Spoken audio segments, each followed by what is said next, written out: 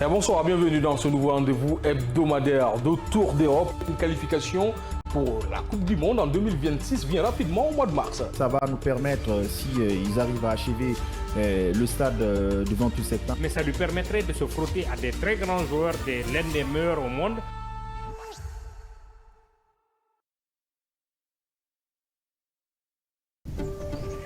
Kavi TV, c'est plus qu'une chaîne. C'est la voix de ceux qui construisent, innovent et transforment leur quotidien. Reportages, magazines, débats, documentaires. Chaque contenu est pensé pour informer, éduquer et éveiller les consciences. Agriculture, éducation, santé, environnement, entrepreneuriat. Les vrais enjeux du développement sont au cœur de notre mission. Kavi TV, la télévision de développement, proche des réalités, tournée vers l'avenir. Informé pour agir. Inspiré pour grandir. Rejoignez-nous sur Kavi TV.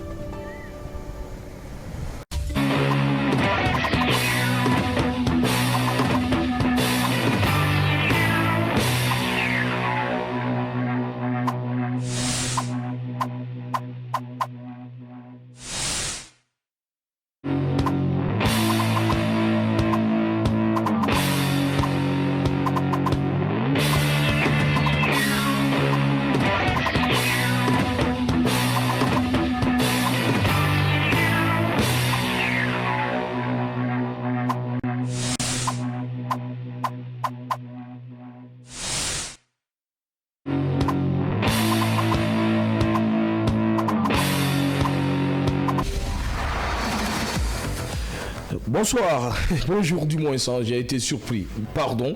Bonjour, bienvenue dans ce rendez-vous matinal du sport. Vous le savez, chaque 8h00, le sport prend du pouvoir sur la 89.5 Kavi FM, à la télé, Kavi TV, mais aussi sur Facebook, Kavi TV, le sommaire de ce Tour d'Europe. On va commencer par la Ligue 1. Paul Pogba dans la liste de l'AS Monaco pour la Ligue des Champions. La question qu'on se pose aujourd'hui, retrouvera-t-il son niveau? C'est la question pour les téléspectateurs, les auditeurs, mais aussi les internautes.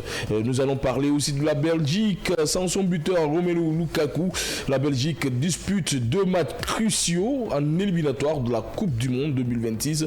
Les Diables Rouges de Rudy Garcia sont pour l'instant 3e de leur groupe. Est-ce inquiétant? La deuxième question que nous allons poser d'abord à nos spécialistes, mais aussi nos auditeurs, nos téléspectateurs et nos internautes. Et pour en parler justement, je suis avec pas Mamadou Baldé, je voulais dire Mamadou Baldé, Diakité. Bonjour Diakité, de vous retrouver dans cette émission. Bonjour Hassan et bonjour à tous. Ah, bien sûr, je voulais te confondre à Dian. Ouais, heureusement, je vais le trouver rapidement. Donc, oui. Et qu'est-ce que moi je dis? Franchement, depuis le début, je comprends aujourd'hui. Peut-être c'est parce que la semaine a été longue. Alors, de l'autre côté, on a Mané qui sourit juste à côté. Bonjour Mané, de vous retrouver dans cette émission. Bonjour Hassan, bonjour à toutes et bonjour à Dian parce que vous avez parlé de Dian, voilà. Vous savez, c'est un Barcelonais et l'autre fois on a... mais tu portes le maillot du Barça. Oui, aujourd'hui, avec une tenue, une nouvelle tenue là, d'ailleurs, c'est assez joli ce maillot. Et puis finalement, je vais interdire les maillots dans le studio, franchement, parce que là, je comprends pas. Non. Des fois, on a des maillots parisiens, des maillots catalans. J'ai jamais vu un maillot madrilène, mancunien. Je vais vous offrir un maillot de Real, même si je ne suis pas fan de Real Madrid, voilà. On ne connaît même pas ton club. C'est ça le problème. Il est blaugrana, attention. Ah, ok. Voilà. Je vois, je pensais que c'est comme Passy qui n'a pas de club. Le club qui va gagner, il est avec ce club-là. C'était une parenthèse. On va commencer cette émission avec une information rapidement pour le CILI national de Guinée. Juste 5 minutes pour en parler parce que c'est l'actualité majeure de la Guinée. Le CILI doit jouer 2 matchs contre pour la qualification de la Coupe du Monde. Il y a d'abord le match contre la Somalie et d'autres derrière l'Algérie. Mais pour le match la Somalie, on apprend que c'est un peu compliqué pour l'effectif du CILI et pourquoi pas les responsables qui sont là-bas, qui sont à la traîne, qui n'arrivent pas à s'entraîner. On ne sait pas ce qui se se passe avec cette équipe et surtout avec la réception à Kampala?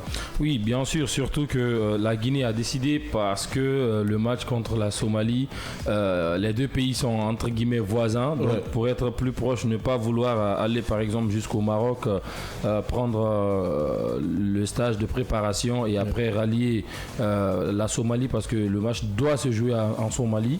Donc ils ont préféré être plus proches pour ne pas que le trajet soit encore beaucoup plus long, qui serait fatigant pour les joueurs. Donc ils ont décidé d'être à Kampala, sauf que il y a quelques intempéries qui est en train d'empêcher les joueurs de mieux s'entraîner, de mieux se reposer. Il faut rappeler quand même qu'il n'y a que 2 points qui séparent la Guinée à l'Ouganda où a eu lieu la préparation. Donc si la Guinée venait à perdre par exemple le match face à la Somalie, ça arrangerait beaucoup mieux l'Ouganda parce que si l'Ouganda s'impose, il mettrait quasiment 5 points sur la Guinée. Donc c'est entre guillemets une sorte de guerre qui ne dit pas son nom, j'ai envie de dire. Vous voulez dire que la Somalie veut accompagner l'Ouganda? Non, peut-être que l'Ouganda est en train d'œuvrer. Je pense peut-être même que la Somalie n'est pas concernée, vu que l'Ouganda est en concurrence avec la Guinée, parce que si la Guinée s'impose par exemple face à la Somalie, il repasserait devant l'Ouganda avant le match de l'Ouganda. Et donc ça resterait une porte ouverte au Sili de pourquoi pas finir devant eux. Et ce qui pourrait permettre par exemple à la Guinée d'accéder aux places de barrage s'il y a victoire par exemple face à la Somalie et face à l'Algérie. Donc, main noire. On comprend un peu. De l'Ouganda derrière. Vous êtes d'accord? Oui, bien sûr, je pense que voilà, c'est une méthode un peu déstabilisatrice pour le jeudi national parce que voilà, c'est une politique pour empêcher notre formation de ne pas gagner le match face à la Somalie. Voilà, donc on espère que voilà, on va réussir à s'imposer parce que voilà, les carrés ne sont pas complètement cuits pour l'équipe nationale, mais il y a beaucoup de si la victoire nous fera de bien parce que voilà, c'est pendant la trêve internationale, il y a des nouveaux joueurs qui sont venus, donc on essaie de construire autour de ces Okirasi. Donc on espère que la victoire va sur au problème de Paulo Duarte. Avec le Sili, il y a toujours le si. Non mais en tout cas, moi je pense que la Guinée, ils ont une grosse chance quand même de s'imposer face à la Somalie. Mais attention, tous les joueurs étaient là au match aller, mais ils n'ont pas réussi à gagner contre la Somalie. Ils sont derniers du groupe avec un seul point. Donc, vous n'avez pas réussi à gagner contre la Somalie, attention. Donc je pense bien que la Guinée pourrait s'imposer dans cette rencontre. Pourrait s'imposer. Oui, maintenant, face à l'Algérie, ça reste une autre question, mais ils ont pas droit à l'erreur déjà parce qu'ils doivent beaucoup au public qui a été déçu de la prestation, la non-qualification à la CAN. Donc même si on ne parvient pas par exemple à rallier la Coupe du Monde, mais il faut au moins donner le sourire, terminer très bien sur une très bonne note avec peut-être 2 victoires ou voilà, on verra. Pour se qualifier, le Sili doit normalement gagner les 4 matchs qui restent et l'Algérie doit au moins perdre 3 matchs sur les 4. 3 matchs sur les 4. Ça devient plus compliqué. C'est ce qui est très compliqué, mais mathématiquement, on est toujours en vie. Mais ça va être super compliqué. Cette équipe qui a perdu beaucoup de joueurs, le Sili National Guinée, qui n'avait pas pu gagner contre la Somalie au match aller, alors qu'il avait tous ses joueurs, et là, qui perd beaucoup de titulaires. Est-ce que vous avez de l'espoir? Comme Diakité, lui déjà, il sait que le Sili va gagner, mais vous avez de l'espoir ou pas? Bien sûr, je suis optimiste parce que voilà. Comme a dit Chef Diakité, on n'a plus droit à l'erreur, donc il faut se rattraper et surtout au public guinéen parce qu'on est déçu.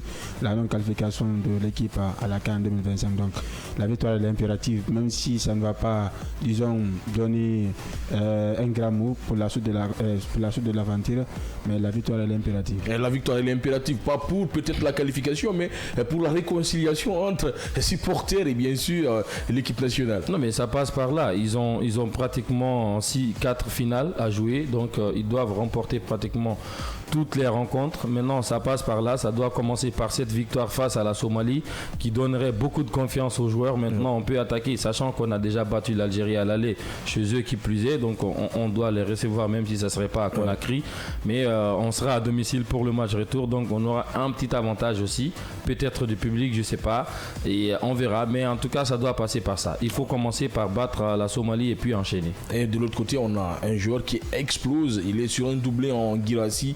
On a vu la joie sur son visage, sur une vidéo qui circule, qui est devenue virale sur les réseaux sociaux pour dire qu'il a bien envie de laisser, même s'il ne va pas se qualifier, mais au moins de terminer très très haut dans le classement des meilleurs buteurs. Bien sûr, surtout qu'il est en concurrence avec des joueurs qui ont réussi une saison folle, notamment Achraf Hakimi. Lui, en club, ça n'a pas totalement suivi. Certes, meilleur buteur de son club, deuxième meilleur buteur de la Bundesliga, mais il se doit également de prouver en équipe nationale de beaucoup plus marquer les yeux pour pouvoir prétendre également être un sérieux concurrent, parce que certes, il fait partie parmi les favoris, mais est-ce qu'il a aujourd'hui le pourcentage devient beaucoup plus minime face à Achraf Hakimi, mais il a le temps, déjà 4 matchs, je pense qu'il a les qualités pour finir bien, surtout que je pense personnellement qu'il sera bien entouré pour cette fois avec 2 flèches, Baldé Delan et Bachir si il démarre les rencontres.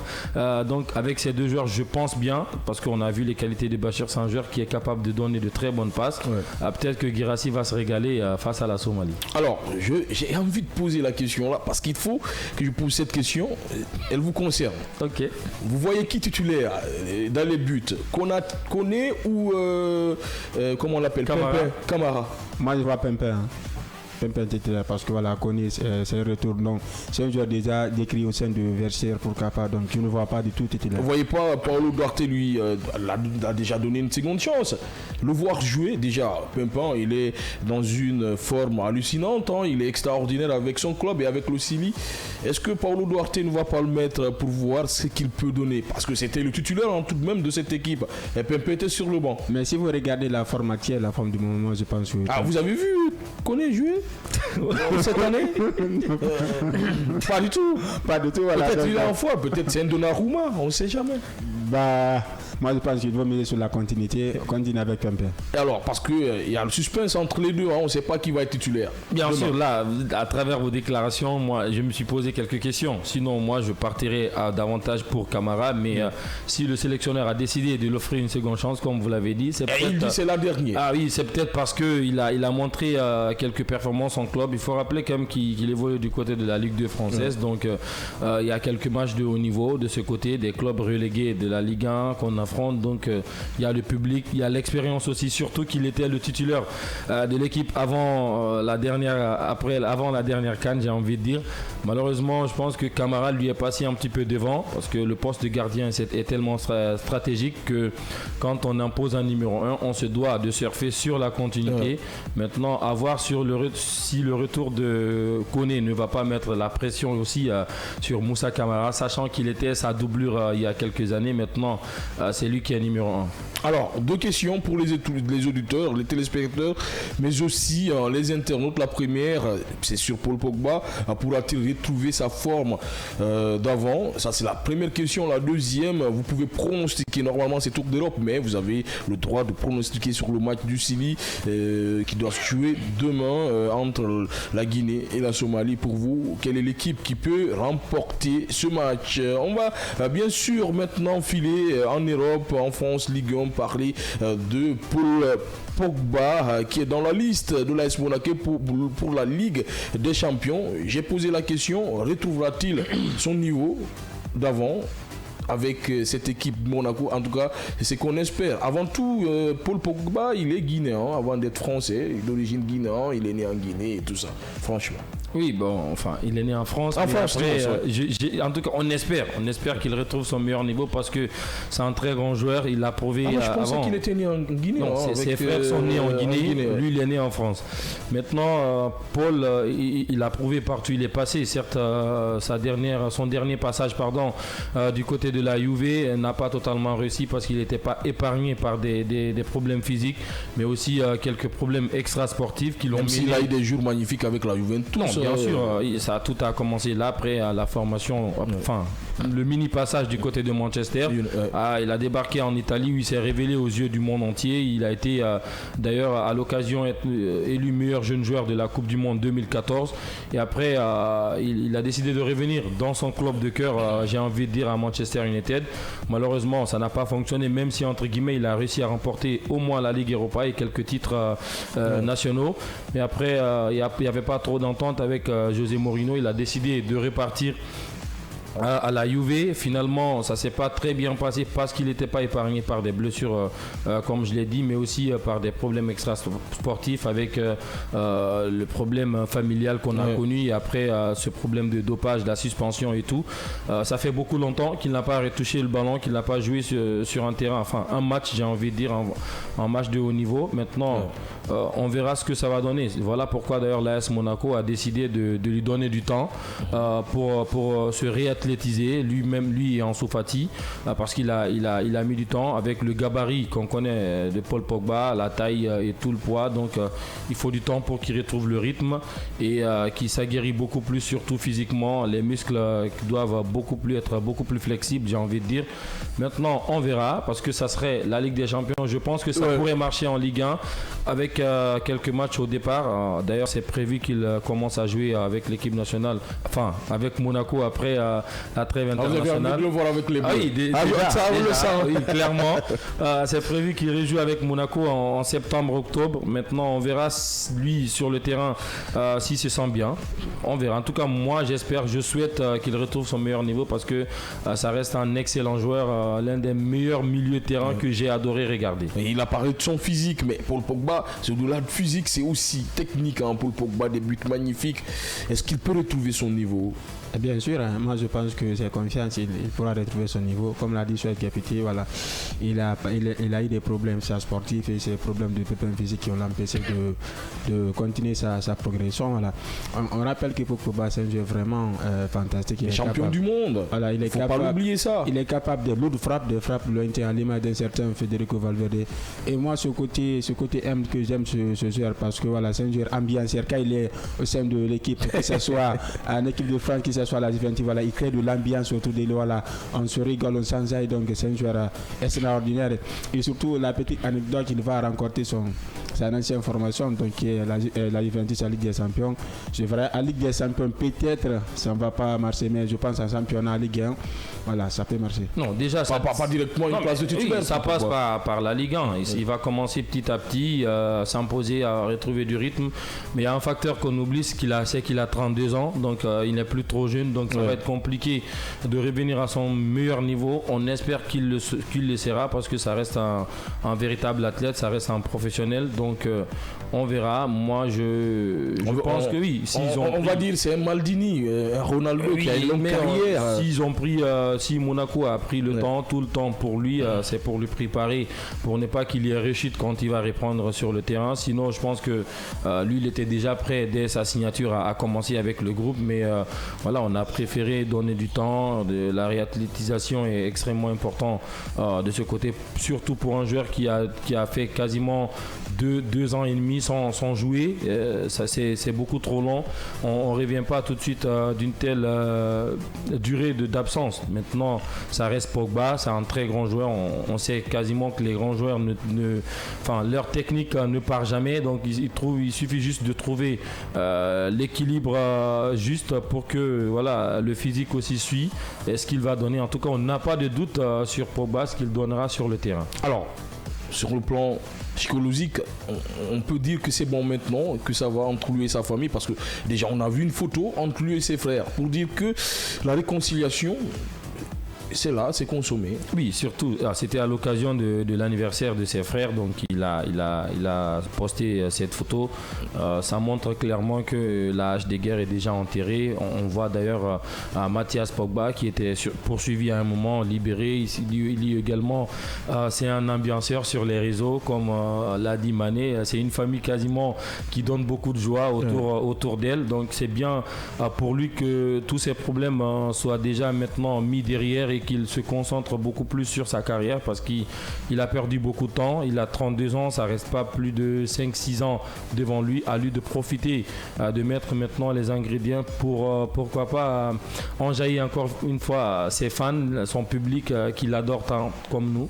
Alors, Monaco, est-ce sa dernière chance?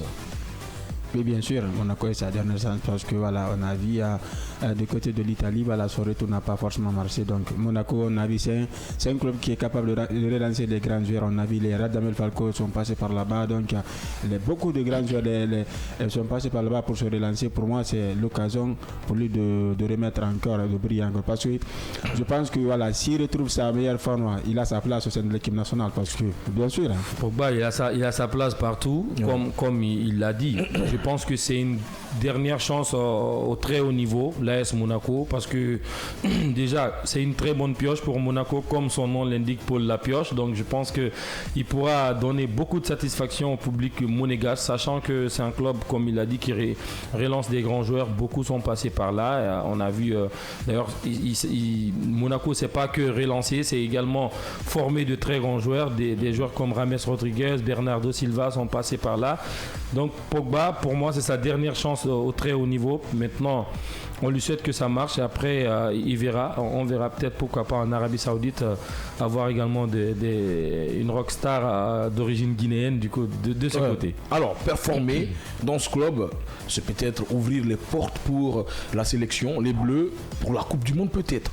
C'est possible ou pas? Je pense que c'est terminé. Mais il est loin de la Coupe du Monde. Non, mais pour moi, c'est terminé. Surtout, je connais Didier Deschamps, c'est un entraîneur qu'il aime beaucoup. Oui, il aime beaucoup, mais il aimait également N'Golo Kanté, sauf que récemment, il est plus sélectionné alors que lui, il joue régulièrement. Pogba, ce n'est plus le cas depuis 2 ans et demi. Moi, je pense que c'est un sélectionneur qui surfe sur la continuité. Il le fait avec les moyens, les joueurs qui sont présents. Pogba, ça reste un talent, ça reste un très grand joueur, mais je pense que c'est quasiment off pour l'équipe nationale, à moins qu'on lui offre une chance. Pourquoi pas pour venir prendre sa retraite, même s'il n'a pas refermé la porte internationale, sa carrière internationale est là. Lui, il y croit, mais est-ce que je pense que pour moi c'est déjà passé. Peut-être on l'offrira une chance comme on l'a fait pour Olivier Giroud, de communier avec le public pour sa dernière, mais je pense que opter pour une place en Coupe du Monde prochaine, je pense que c'est terminé pour lui. C'est la dernière aussi peut-être de Didier Deschamps. Alors, est-ce qu'on peut voir Paul Pogba en 2026 avec les Bleus ou pas s'il performe avec cette équipe de Monaco? Et bien sûr, comme a dit Chef qui a quitté, voilà, on peut l'appeler pour sa dernière, pour terminer en beauté avec l'équipe de France, parce que le parcours qu'il a réalisé avec la Coupe du Monde, avec cette formation, je pense que voilà, il a sa chance, pourquoi pas terminer en apothéose. Alors, s'il brille, vous dites que pour vous, aujourd'hui, les Bleus n'ont pas besoin de Paul Pogba. Non, je ne dis pas qu'ils n'en ont pas besoin. Pogba, il jouera dans n'importe quelle équipe, dans n'importe quel club ou n'importe quelle équipe nationale aujourd'hui. D'ailleurs, pour moi, lui et N'Golo Kanté, ils ont manqué à l'équipe de France lors de la dernière Coupe du Monde. Je pense que s'ils étaient présents, je n'enlève rien au trophée de l'Argentine, mais ça aurait été beaucoup plus compliqué pour l'Albiceleste. Maintenant, aujourd'hui, il y a une nouvelle vague de génération qui arrive, beaucoup de jeunes talents du côté de l'équipe de France, les Tchouaméni, les Kamavinga, Warren Zaïre et d'autres joueurs comme Manu Koné. Donc certains qui jouent aujourd'hui qui n'ont plus trop leur place, même Adrien Rabiot qui est un très grand joueur mais déjà qui voit sa place menacée parce que la carrière ne fait que dégringoler. Et sachant une chose, certes Didier Monaco jouera à la Ligue des Champions cette saison, Didier Deschamps il sélectionne rarement un joueur qui joue pas à la Champions League, c'est très rare de ce côté, mais voilà, comme Pogba qui va jouer la Champions League, comme vous l'avez dit, Pogba s'il retrouve la forme avant la Coupe du Monde, peut-être parce qu'il y a déjà cette saison et après il y a la saison prochaine qui va démarrer avant la Coupe du Monde, donc on verra ce que ça va donner. Cette Coupe du Monde elle est au mois de juin, donc Pogba je pense qu'il a largement le temps de se préparer et montrer à Didier Deschamps qu'il peut bien jouer cette Coupe du Monde avec les Bleus. Surtout peut-être qu'ils ont besoin de l'expérience dans ce milieu de terrain. Bien sûr, ils ont besoin de l'expérience. On avait avec certains N'Golo Kanté qui ne voulaient pas en Europe du côté de l'Arabie Saoudite, mais voilà, il a été rappelé par Didier Deschamps, donc il a sa chance. S'il retrouve sa meilleure forme, s'il retrouve son niveau d'avant, je pense que voilà, il a sa chance au sein de cette formation des Bleus. Avoir N'Golo Kanté et bien sûr Pogba, c'est quand même énorme pour une équipe. Non mais je pense que pour N'Golo Kanté c'est terminé. C'est mort pour vous. Et c'est déjà fini, déjà, parce qu'il joue maintenant, il n'est plus trop appelé. Surtout que Didier Deschamps essaye à petit d'éclater. Pourquoi plus de chance?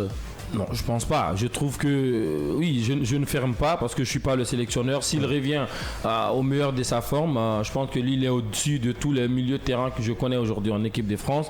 Maintenant, il y a l'âge également qui va jouer contre lui parce que 2026, ce serait quasiment 33 ans. C'est rare pour un entraîneur, surtout qu'il a déjà joué 2 Coupes du Monde avec l'équipe de France.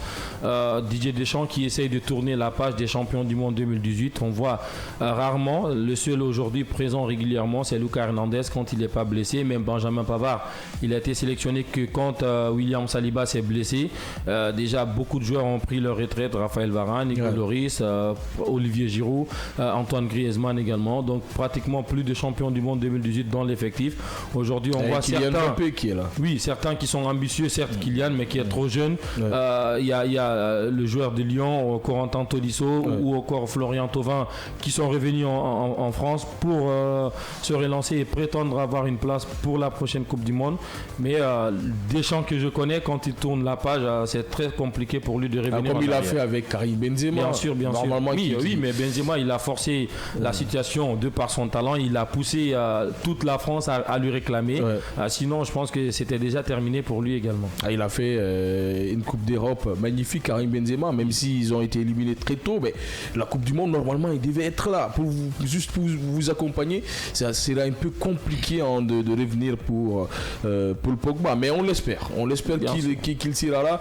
Paul Pogba, alors vous le savez, à partir de 8h30, l'antenne sera ouverte pour vous, les auditeurs, les téléspectateurs, mais aussi les internautes. C'est le 629 95 67 67, 629 95 67 67, comme ça vous pouvez nous appeler, interagir avec nous et poser vos questions. La première question: est-ce que Paul Pogba va retrouver bien sûr son niveau, bien sûr d'avant? Est-ce qu'il peut retrouver ce niveau et être sélectionné avec l'équipe de France pour la Coupe du Monde? De l'autre côté, on va parler aussi Syli national. Vous pouvez pronostiquer sur le match du Syli-Somalie. En tout cas, c'est le match de la réconciliation avec les supporters, avec Souaibou Diakité et Mané, parce que ou bien vous vous êtes réconciliés? Non, je pense que c'est déjà fait. En tout cas, nous, on espère. Nous, on n'est pas comme tu étais à la conférence de presse, je sens que on n'est pas en porte-à-faux avec l'équipe nationale. On doit être leur soutien. Voilà. Et Mané, moi, je pense que ça va. Il disait déjà qu'il est optimiste. On va changer de sujet maintenant. On va parler de la Belgique.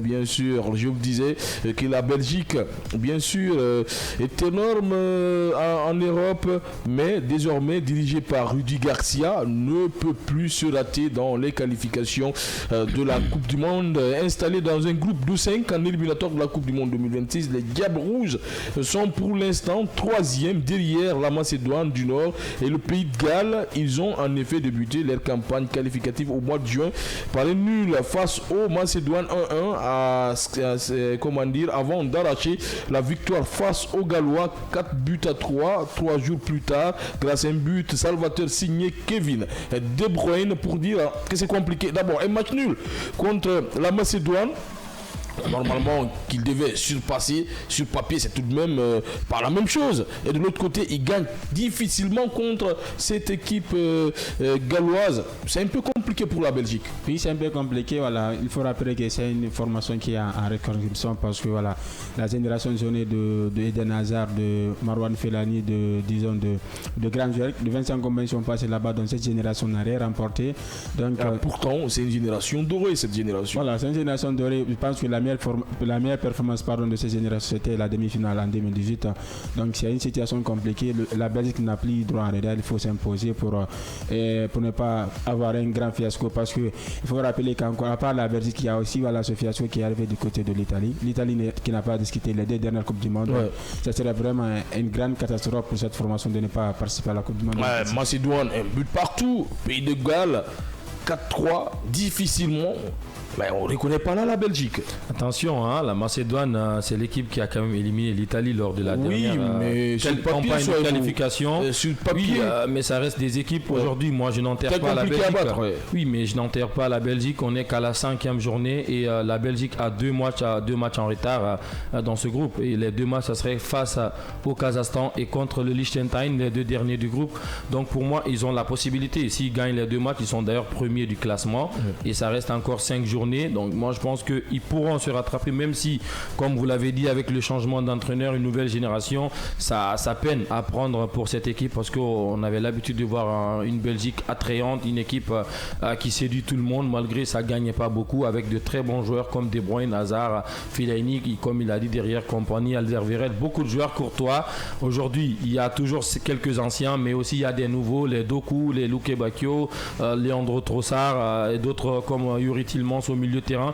Ils ont toujours de très bons joueurs, mais malheureusement, ça ne suit pas à tout moment.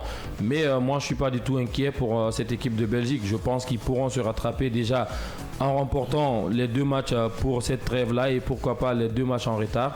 Et ils se retrouveront directement premiers du classement et le débat serait clos. Ah, bien sûr, les Belges ont joué 2 matchs de moins, vous l'avez rappelé. Ils peuvent gagner la première place en gagnant tous ces matchs-là. Oui. Ça va être compliqué. Exactement. Ça va être très compliqué. Et surtout, qu'il n'est pas là.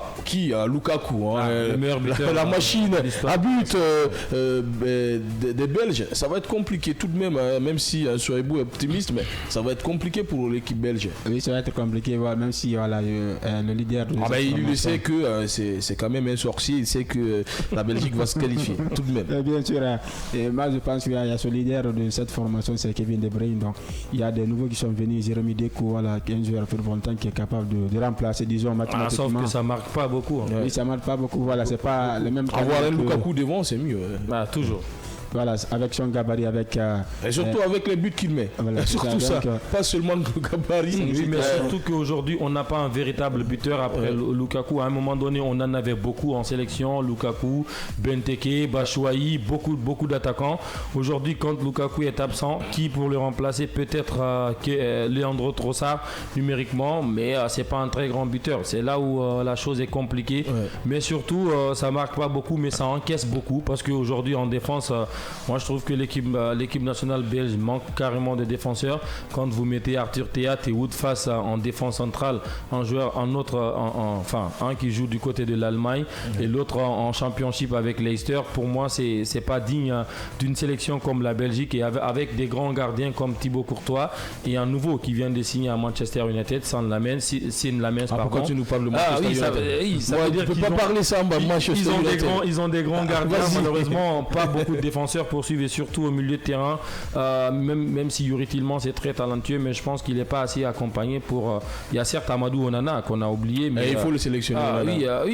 Amadou Onana, le Belge, donc qui est au milieu de terrain du côté d'Everton, je crois, ou Aston Villa. Aston Villa, voilà, il sera là avec l'équipe nationale, mais ils ne sont pas trop accompagnés parce qu'il n'y a pas un véritable buteur devant. Alors, l'antenne maintenant, elle est ouverte pour les auditeurs, les téléspectateurs, mais aussi les internautes. Vous le savez, vous pouvez nous appeler sur le 629 95 67 67 629 95 67 67. 2 questions pour vous. La première, Paul Pogba peut-il retrouver son niveau d'avant? Deuxième question, pronostic sur le match Somalie qui va se jouer demain. Allez-y sur le 629 95 67 67 629 95 67 67. On va continuer en attendant, avant d'avoir un appel, parler de la Belgique qui a une équipe tout de même extraordinaire normalement, il fut des temps la première équipe FIFA, oui.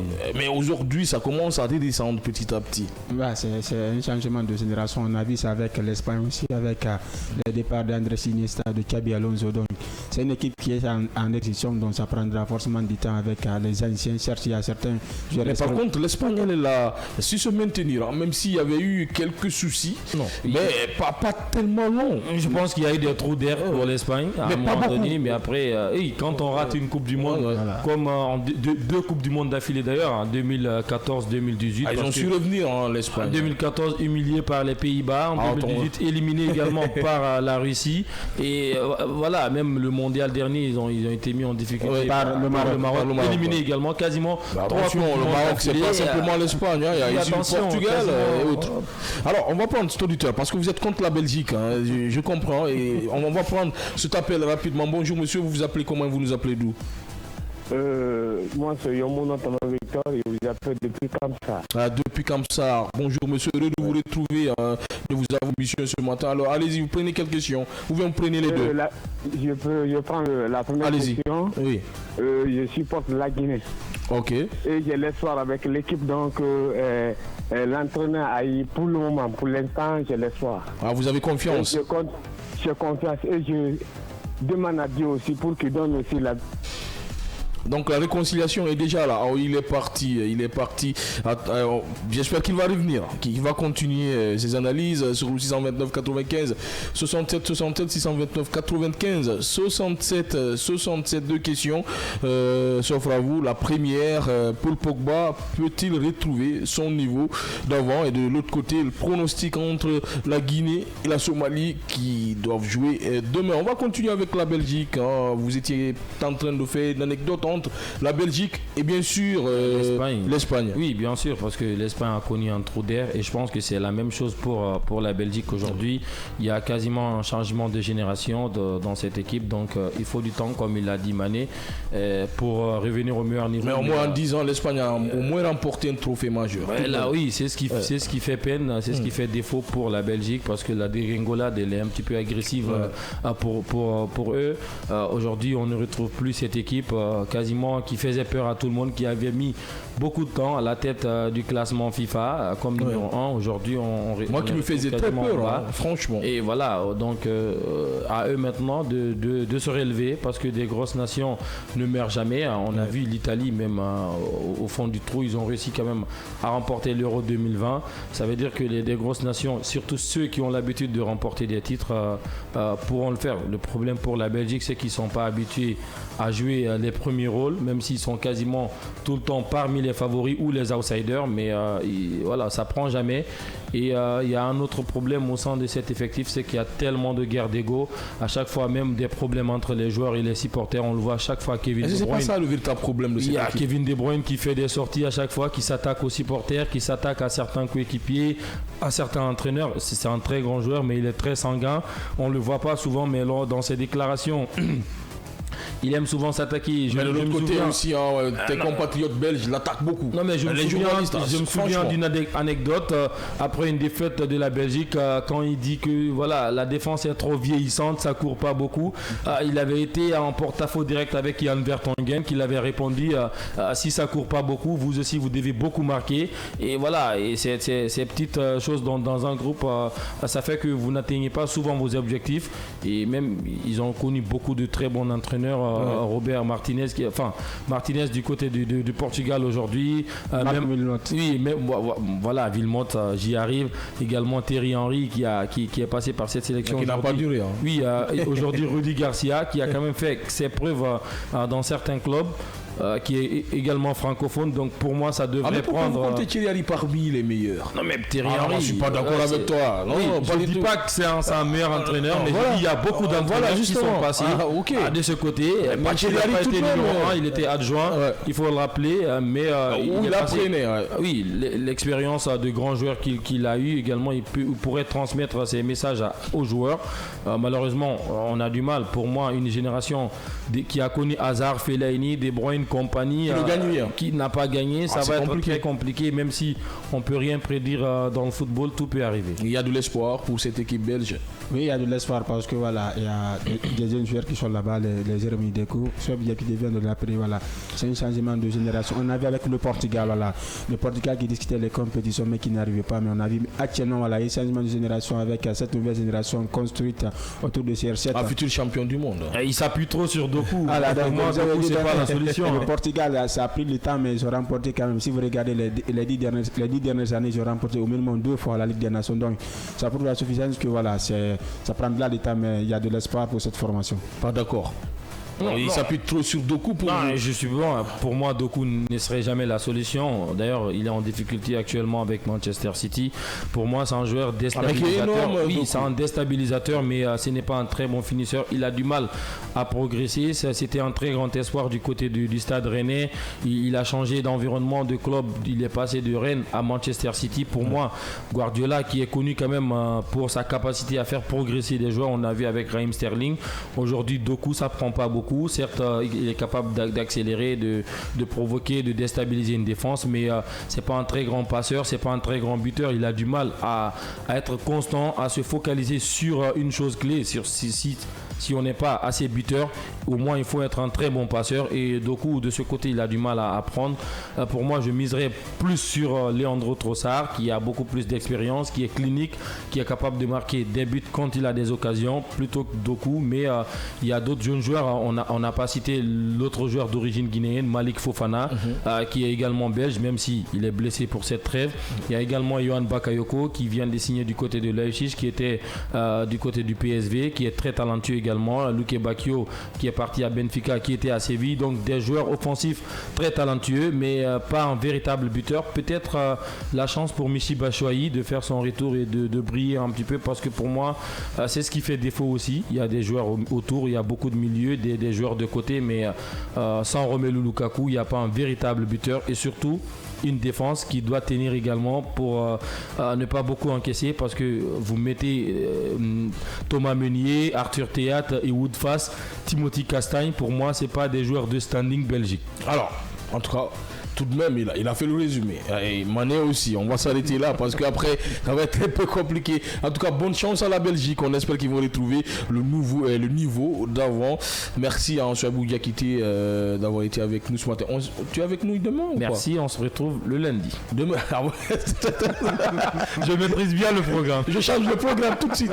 Merci Mané d'avoir été avec nous ce matin. Merci, ça a été un plaisir. Et une très mauvaise nouvelle pour nous les fans de Barça, parce que Alessandro Bardet. Rapidement, merci aux auditeurs, merci aux téléspectateurs, merci aussi aux internautes de Journée Carton Vert, à la régie, à la technique, mais aussi à la rédaction sportive qui m'a aidé à préparer cette émission. On se retrouve demain à partir de 8h00.